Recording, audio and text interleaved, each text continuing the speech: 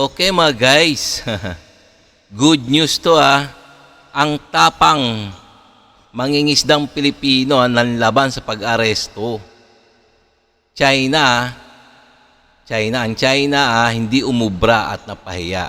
Alam nyo mga guys, ganito yun itong bibigyan natin na reaction video. Ito yung mga balitang West Philippine Sea. Alam nyo naman na ang West Philippine Sea talagang gustong-gustong kunin ng mga singkit na to, no? Itong mga gahamang sa teritoryo ng mga Chinese na to. So, mayroong balita rito bibigyan natin reaction. Ito latest na balita sa West Philippine Sea. Yung mangingisdang Pilipino nanlaban sa pag-aresto at China hindi umubra at napahiya pa. Okay ito okay. So, kung hilig nyo yung mga ganito mga reaction video, please pwede rin kayo mag-comments, comments dyan sa baba. Okay? And also, syempre, please paki-subscribe and like ang ating YouTube channel para makapag-umpisa na tayo. Okay? And also, please paki-subscribe din kay Summit Media Philippines. So, itong video na to sa kanya to. So, bibigyan lang natin ng reaction to kasi ito yung may init na balita sa ngayon tungkol sa mga Chekwa na yan. Nakakabwisit talaga tungkol sa West Philippine Sea, no? Okay, umpisa na natin Tinutuunan ng China ang kanilang batas na manghuhuli sa mga dayong barko at mga mangingisda na mangimasok sa kanilang karagatan sakop ng kanilang pinanimulaang 10-dash line.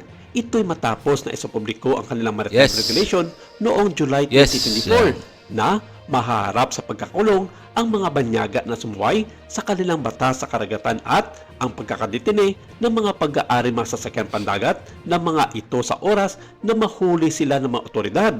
Ayon sa nakasaad na batas sa kanilang ginawa ng maritime regulations, nito lamang buwan ng Hulyo, hindi na nila kailangan pang itaboy ang mga banyagang sasakyan pandagat kung maaktuhan nila itong dumaan at mangisda sa kanilang mga karagatan na walang paalam. Maaari na nila itong pahintuin nang sa pilitan gamit ang kanilang mga makabagong armas at akatin ang mga barkong maglabag sa kanilang maritime regulation. Dito ay kanila itong huhulihin ang mga crew o tripulante at maaari nila itong pusasan batay na rin sa nakasaad sa kanilang batas dahil isa itong malaking kasalanan sa saligang batas ng komunistang bansa ng China. Ang tindi nito, no? Ang tindi nito ng mga Chino, no? Yung kanilang yung kanilang batas pinapairal diyan sa West Philippine Sea na wala man lamang batayan Wala naman batayan sa international law. So talagang nakakabwisit talaga 'to ng mga Chino, no? At nito lamang November 18 nang arestuhin ng China Coast Guard ang isang sasakyang pangisda ng bansang Taiwan kung saan sakay nito ang may-anim na tripulante kasama ang kapitan ng barko. Ayon sa nasabing insidente, hinuli ang Taiwanese fishing vessel na Dajianma na may bow number 88 sa bisinidad ng Taiwan Strait noong mga araw ding iyon. Nakulong ang mga nasabing Taiwanese fishermen ng halos 2 linggo at pinalaya lamang nitong November 27 dahil sa nagbayad ang kumpanya nito ng halagang 210,000 renminbi o may katumbas ng halos $30,000 Kasama na rito ang pagpapirma sa kapitan ng barko na hindi na ito babalik ng Taiwan Strait. At ang lupit nitong mga China, no? Itong mga Chinese, no? Nanguhuli talaga. Ewan natin pagdating sa mga Pilipino. Kilalanin ito bilang karagatan na sakop ng bansang China.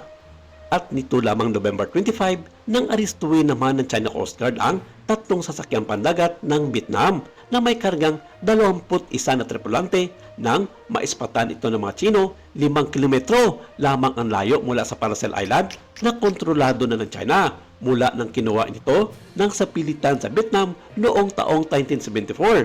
Sa nasabi ding araw iyon kung saan naaresto ang mga mangingisdang Vietnamese, tinangka rin na akatin ng mga tauhan ng China Coast Guard ang isang mothership ng mga mangingisdang Pilipino malapit sa bisinidad ng Scarborough Shoal. Pero bigo ang mga ito na arestuhin ang mga sakay na 13 mga mangingisdang Pilipino dahil hindi pumayag ang mga ito na magpaaresto sa mga otoridad ng China Coast Guard. Ayon sa balita, pumalag ang mga mangingisdang Pilipino Oh, gamit tingnan nyo. lamang ang mga dala nitong mga itak at ilang peraso ng mga bakal at kawayan. Hindi na nagkaroon pa ng komosyon sa mga tagpong ding iyon at binalaan na lamang ng mga tauhan ng China Coast Guard ang mga mangingisdang Pilipino na lisanin na nila ang lugar kung saan sila nakaangkla. Ayon sa naging Ayan ha, tingnan nyo ha. Ang titindi ha. Tingnan nyo mga Filipino fishermen natin ha, na nangingisda. Mismo sa loob ng ating exclusive economic zone ha, uhuliin sana ng mga singkit na to, pero hindi sila umubra. Kasi nga, malakas ang loob nito mga Filipino fisherman na to. Kasi nga, sa Pilipinas naman talaga sila eh. Nasa, kumbaga,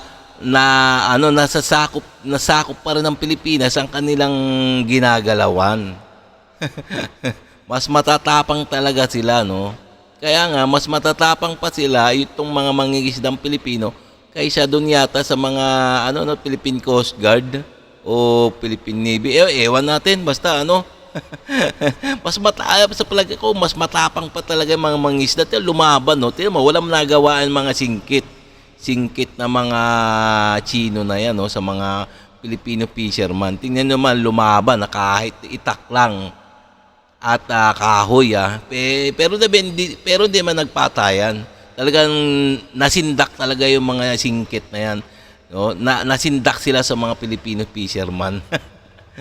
pahayag ng ilang Chinese state media, binabalaan nila ang mga Pilipino. Partikular dito, ang mga mangingisda na sa susunod na suwayin nila ang mga pag-aresto na gagawin sa kanila ng China Coast Guard ay hindi magdadalawang isip ang mga ito na gumamit ng dahas. Ayon sa mga eksperto, hindi nagawang paputukan ng mga Chino ang mga mangingisdang Pilipino na pumalag sa kanilang pag-aresto.